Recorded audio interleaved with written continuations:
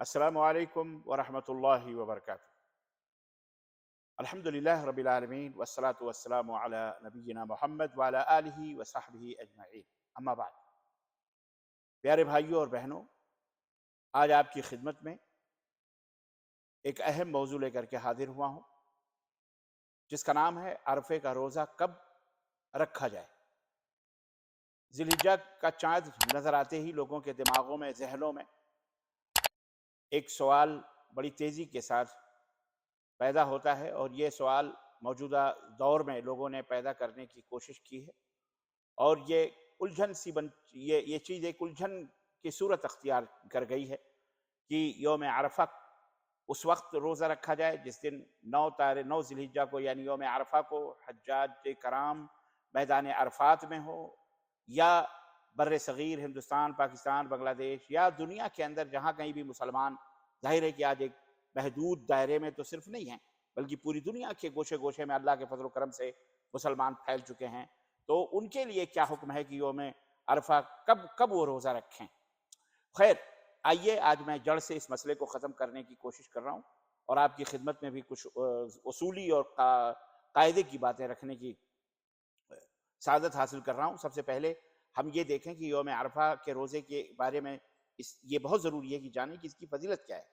بہرحال یہ 10 دن کے جو پیکج جو اللہ تبارک و تعالی ہم کو دیا ہوا ہے، پہلے عشرے سے لے کر کے، پہلے ذی الحجہ کی پہلی تاریخ سے لے کر کے 9ویں 10ویں ذی الحجہ تک، یہ بہت عظیم دن ہیں، بڑے مبارک دن ہیں۔ اللہ کے رسول صلی اللہ علیہ وسلم نے فرمایا کہ ان دنوں میں جو اعمال صالحہ کیے جاتے ہیں اور دنوں کے مقابلے میں یہ زیادہ پسندیدہ اور محبوب ہیں اللہ تبارک و تعالیٰ کے نزدیک۔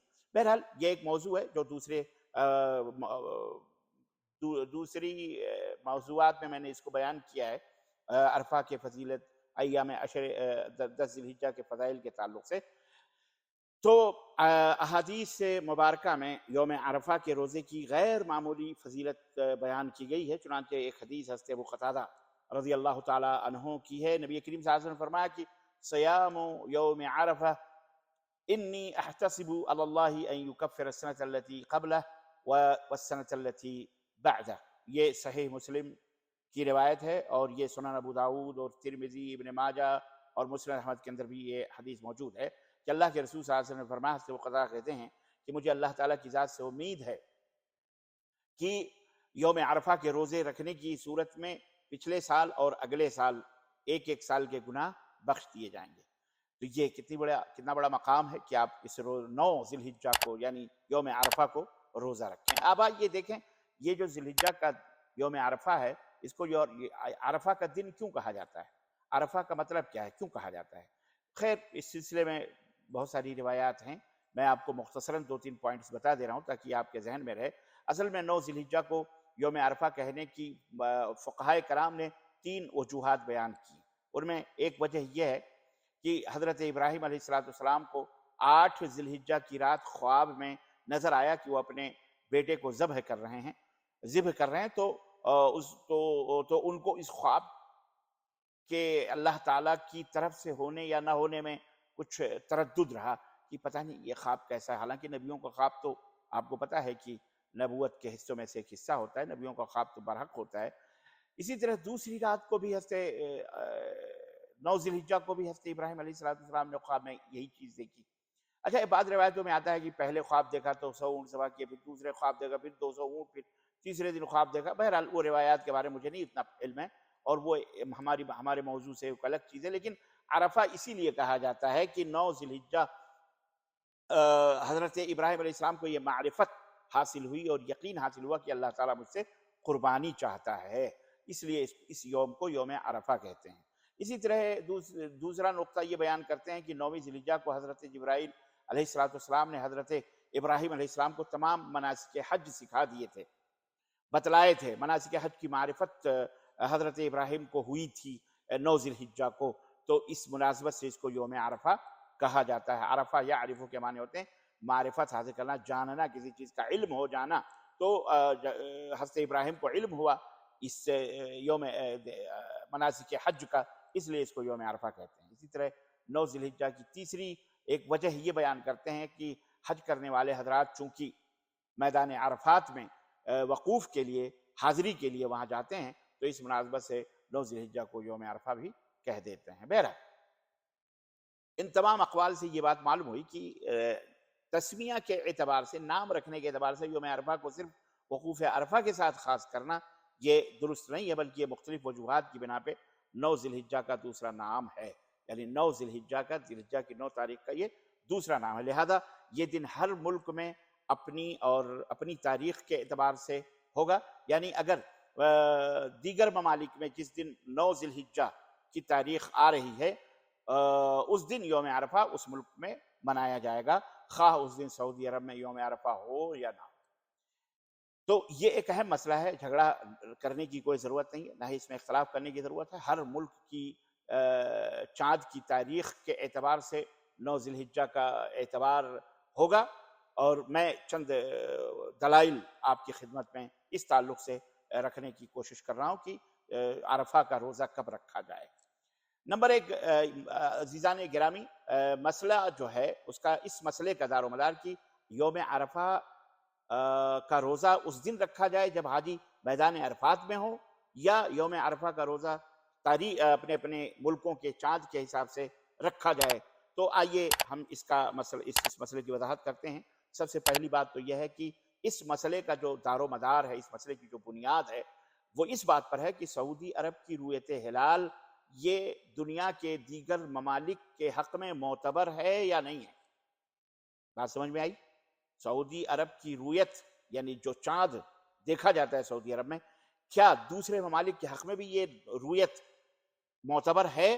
اس بارے میں بہرحال یہ اسی پر اس مسئلے کا دار و مدار ہے۔ اس بارے میں اہل علم کا راجح قول یہ ہے کہ وہ ممالک جو سعودی عرب سے دور ہیں، وہ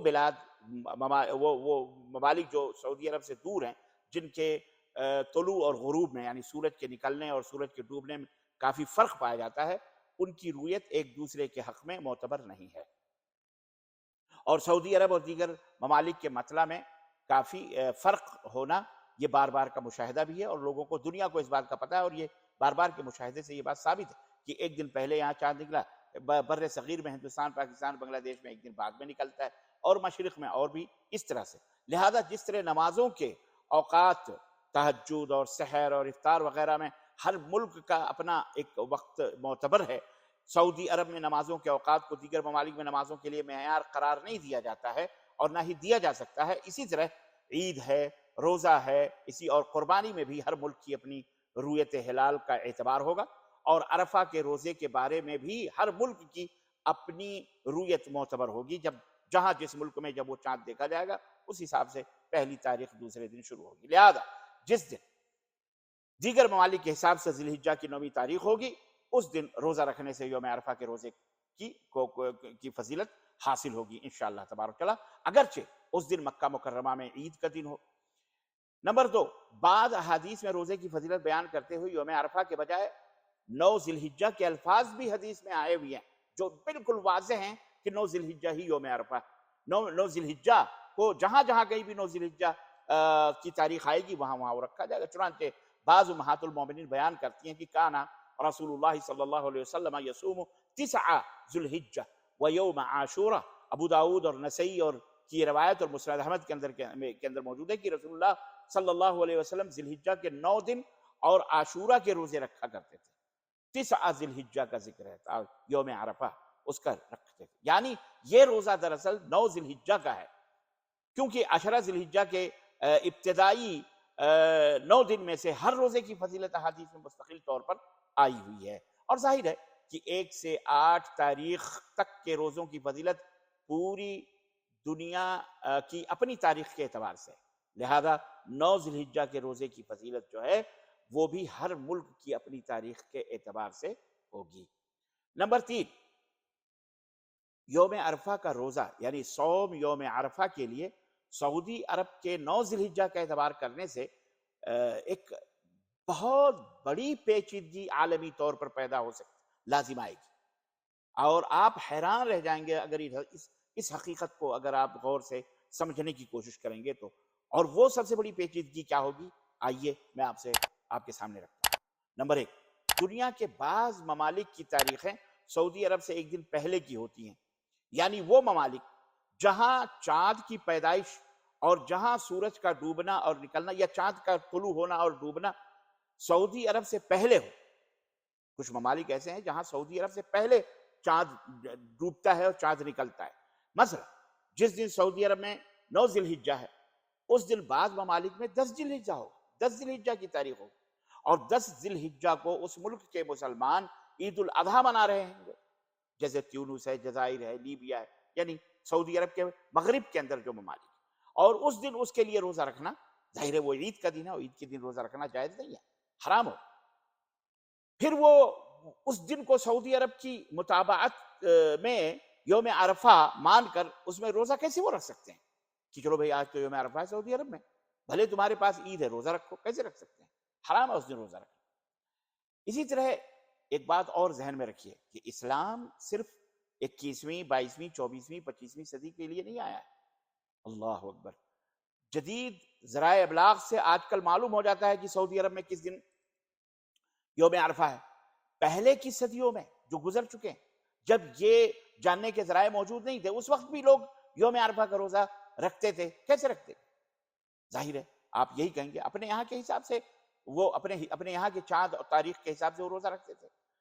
عزیزان محترم، آج کل بھی دنیا کے تمام خطوں میں ہر شخص کو جدید سہولیات میسر نہیں ہیں.